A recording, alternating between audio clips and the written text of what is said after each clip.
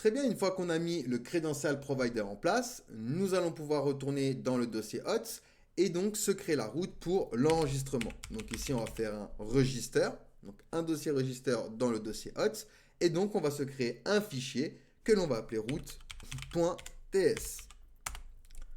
Parfait. Donc ici, on va commencer par import collection, donc ça vient de Firebase, et add doc pour rajouter donc dans notre BDD. Donc ça vient de Firebase/Firestore. Hop. Ensuite, on va import next response. On va vouloir répondre avec le serveur. Donc next/server. Et on va import donc cette fois-ci notre variable db qui, je rappelle, est dans notre fichier Firebase config ici que l'on a exporté. Donc ça, on vient le récupérer. Donc from, on remonte, db, Firebase config. Donc maintenant, on va venir export une async function, donc toujours une fonction qui va être exécutée de manière différée. Et là, ça va être post. Request de type request. Alors, pourquoi ici on fait un fichier comme ceci? C'est pour enregistrer l'utilisateur dans la BDD, donc dans notre database de Firebase, mais également au niveau de l'authentification. Donc, je le veux ici au niveau de l'utilisateur et je le veux également ici dans ma database, dans une collection.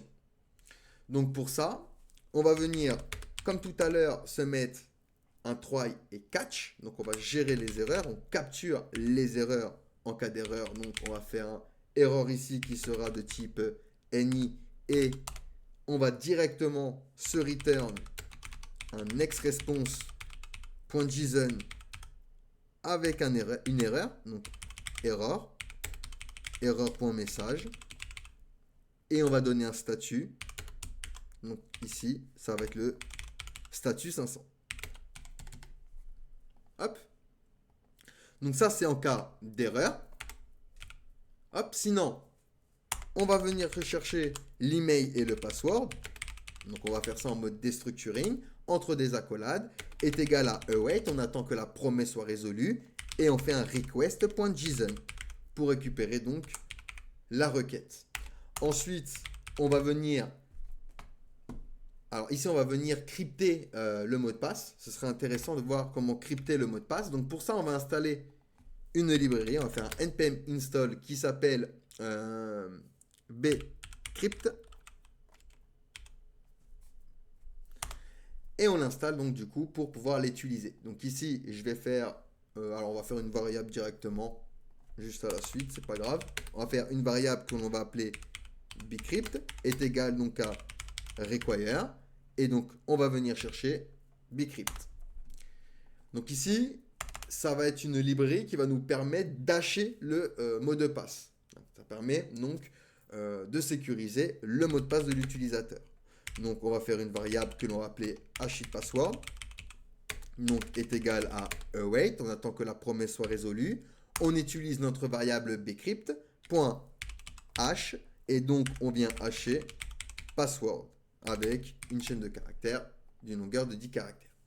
Et ensuite, on va faire une variable user collection. On va venir push dans notre BDD. Donc, on accède à collection, db pour la connecter, donc avec notre variable db, dans une collection que l'on va appeler user, comme ceci. Et on va se faire une variable, donc user ref est égal à await. Donc, quand la promesse est résolue. Alors, dans ce cas-là, on a doc. On va rajouter donc dans notre BDD user collection. Et ici, donc, on va se mettre une petite virgule. Et on va lui dire que email sera email. Et password sera notre fonction. Donc, hacher password. Hop. Et hop. Et donc, on return une réponse. Next response.json. Donc là, on est en success. On va dire compte ajouté. Et on vient chercher user ID qui sera donc userref.id.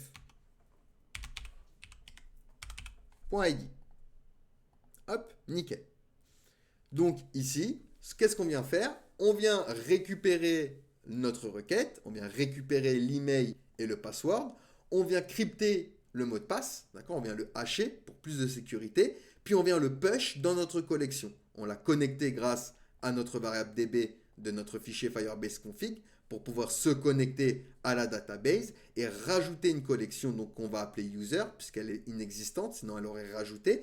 Donc à l'intérieur donc de user, on va rajouter donc notre collection, donc notre utilisateur, avec à chaque fois l'email et le mot de passe donc crypté.